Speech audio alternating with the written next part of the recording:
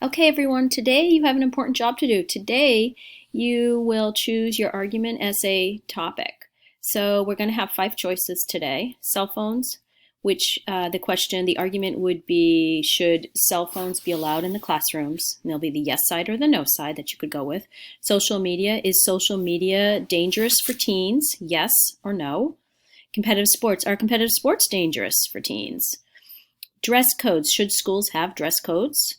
Or you could go with voting age. Should the voting age be lowered to 16? Yes or no? So what you're going to do is spend some time exploring these different text sets. Each text set, let me open up one for you. Each text set will have a variety of links on them for you to explore. Here's the one on cell phones.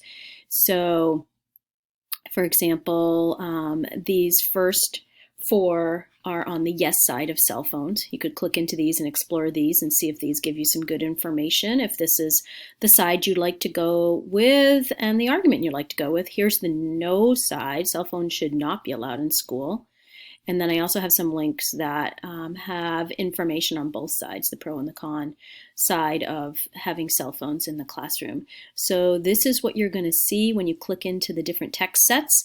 I would like you to explore them and make up your mind as to which excuse me, which argument you'd like to go with and which side would be your deciding factor on your central claim. So what you're going to do before you turn this assignment in is write down your choice. What is your argument topic that you've decided on? These are your 5 options again up here, remember, okay?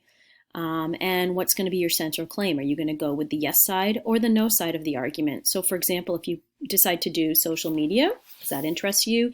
You'd put in here, is social media dangerous for students? That would be the argument choice that you're making. And then your claim in here would be which side you're going with. So it might be, no, social media is not dangerous for students. Or it might be social media benefits students on that no side, okay? Then please turn in your assignment so that I can record everyone's claims and argument choices on our team. Thank you very much, everyone.